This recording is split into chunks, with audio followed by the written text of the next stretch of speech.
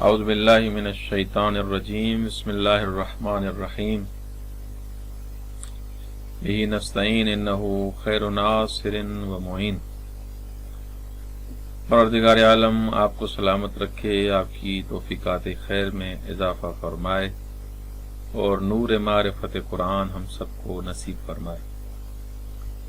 آج کا ہمارا درس اس درس نامہ صرف کی جو کتاب ہے، یہ ہم درس ہشتم ہم نے پڑھا تھا، جو باب افعال اور تفعیل کے بارے میں ہے۔ باب افعال کے بارے میں ہم نے بیان کیا کہ باب افعال کا طریقہ کار کیا ہے اور اس کے ماضی میں کون سی چیز اضافی ہے اور اس کا حمزہ زائد ہے زائد نہیں ہے، اس کے بارے میں ہم نے بیان کیا۔ اور اس کی گردان بھی ہم نے کی، جیسے احسن یحسن احسان، اعلم یعلم اعلام، اور اس کا وزن جیسے افعل یفعل افعال، یہ ہم نے بیان کیا۔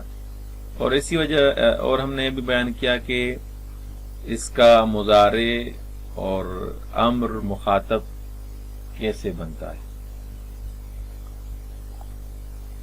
اس کے بعد ہم نے باب تفعیل کے بارے میں ہم نے بیان کیا کہ باب تفعیل جو ثلاثی مزید کے ابواب ہیں اس میں سے دوسرا باب ہے، اور سب سے بڑی بات اس میں یہ ہے کہ قرآن کریم میں جو ابواب استعمال ہوئے اس میں جو باب تفعیل ہے وہ زیادہ استعمال ہوا ہے، اور اس میں حرف زائد جو ہے وہ عین الفعل کا تکرار ہے۔ فعل، فرح، قبح، یہ ہم نے بیان کیا۔ اس کا امر حاضر کیسے بنتا ہے؟ فرح، اس کا طریقہ کار بھی ہم نے بیان کیا۔ اور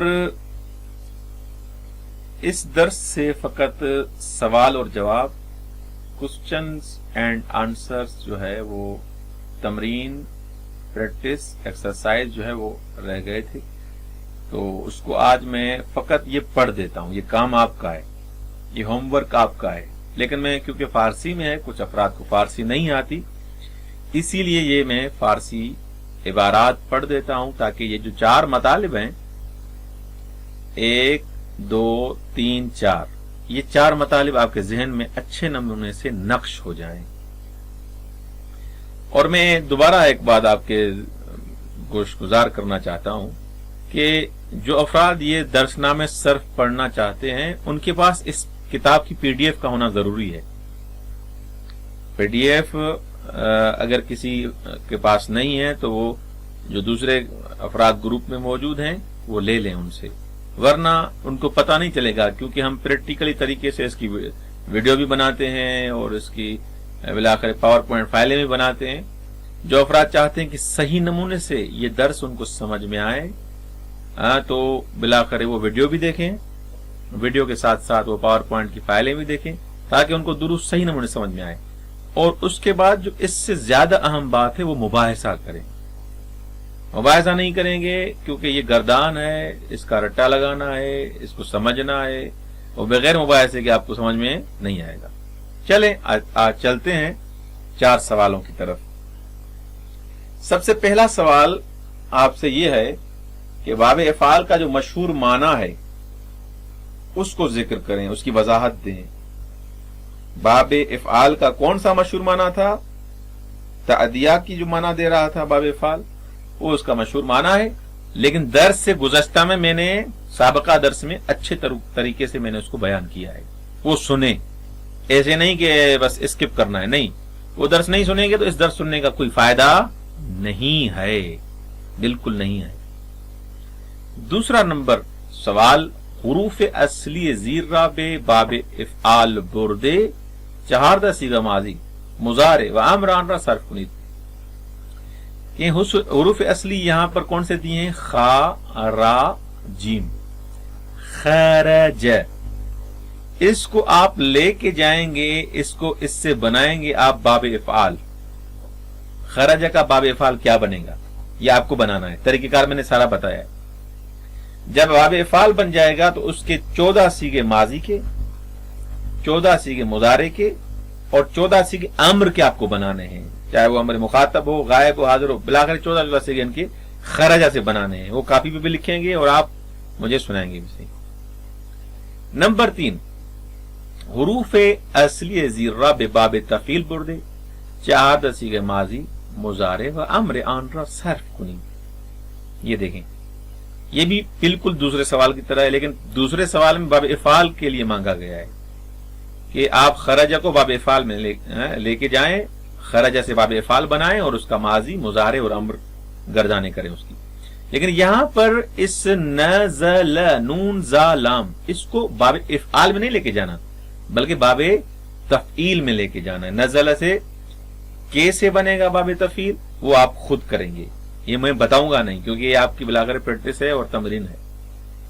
نمبر 4، در آیات و روایت زید باب نوع فعل ماضی مضارع امر و شمار سیکھے کلمات رنگیرہ مشخص کنید و وزن ہر یک را بنویسید۔ توجہ کریں، یہ دیکھیں انہی چیزوں سے انسان قرآن سیکھتا ہے، یہ چیزیں انسان کو آ جائیں تو قرآن سیکھ لے گا، عربی ادبیات سے آشنا ہو جائے گا۔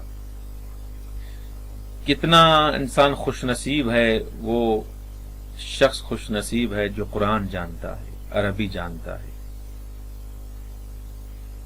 اور معصوم کا فرمان بھی ہے کہ آپ عربی سیکھیں کیونکہ اس میں قرآن نازل ہوا ہے، خدا نے جس زبان میں آپ سے گفتگو کی ہے وہ عربی ہے۔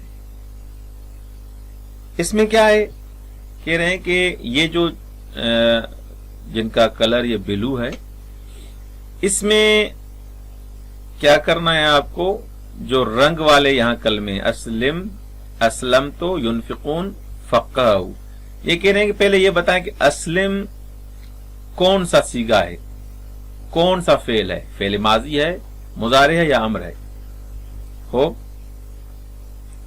یہ پہلے آپ کو یہ بتانا ہے۔ اسلم جب آپ نے یہ بتا دیا کہ ماضی مضارع امر میں سے کون سا سیگا ہے، اس میں سے اس کے بعد یہ بتائیں کہ اسلم کا نمبر کون سا ہے 14 سیگوں میں سے، دوسرا ہے، 14 ہے، چوتھا ہے، 8واں ہے، کون سا ہے، اور تیسرے نمبر پر یہ بتانا ہے اس کے بارے میں، اسلم کے بارے میں یا اسلم تو یا ینفقون یا فقہو کے بارے میں کہ اس کا وزن کون سا ہے۔ وزن نہیں بتائیں گے کس وزن پہ ہو، وہ جب تک آپ نہیں بتائیں گے تب تک آپ کے سوال کا جواب ادھورا رہے گا۔ بس اسلم کے بارے میں آپ کو کتنے کام کرنے، ایک فعل کے بارے میں بتائیں کہ کون سا فعل ہے، ماضی مضارع امر ہے، نمبر کون سا ہے اس کا 14 سیگوں میں سے، نمبر 3 اس کا وزن کون سا ہے۔ اسلم تو بھی اسی طرح، ینفقون بھی اسی طرح، فقہ بھی اسی طرح۔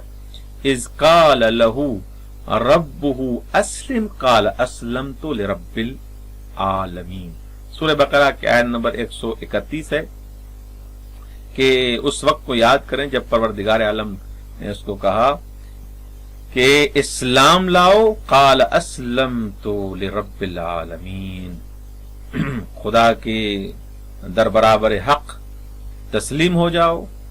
اور جب اس نے دل و جان سے اس چیز کو قبول کر لیا، اس نے کہا اسلمت لرب العالمین، پروردگار عالم کے مقابلے میں اس کے سامنے میں تسلیم ہو گیا۔ تو یہاں اسلم اور اسلم تو کو آپ کو یہ بتانا ہے۔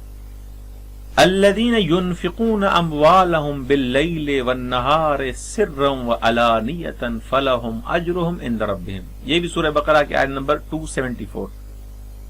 الذین ينفقون اموالهم، وہ افراد جو اپنے اموال کو، اپنے مال کو خرچ کرتے ہیں، رات ہو دن ہو، سرن یعنی پنہان چھپا کے، علانیتاً ظاہر کر کے وہ انفاق کرتے ہیں۔ جو افراد خدا کی راہ میں خرچ کرتے ہیں ان کے لیے فرق نہیں کرتا کہ ظاہر ہو، چھپ کے ہو، دن ہو، رات ہو، خدا کی راہ میں خرچ کرتے ہیں اپنے اموال کو، فَلَهُمْ أَجْرُهُمْ عِنْدَ رَبِّهِمْ، ان کا اجر خدا کے پاس ہے، کیونکہ وہ لوگوں کے لیے تو نہیں کر رہے، وہ خدا کے لیے کر رہے ہیں۔ تو اس حساب سے یہ سورہ بقرہ کی آیت ہے۔ ہمارا شاہد مثال کہاں ہے، ینفقون، ینفقون کون سا سیگا ہے، نمبر اس کا کون سا ہے اور اس کا وزن کون سا ہے۔ اور امام جعفر صادق علیہ الصلوۃ والسلام کا یہ قول، इज़ा अराद अल्लाह बिअब्दिन खैरा फक्कहहु फिद्दीन, जब खुदावंद मुताल अपने अब्द के साथ या किसी अब्द के साथ भलाई चाहता है, खैर चाहता है, फक्कहहु फिद्दीन, उसको दीन में फकीह और आलिम करार देता है।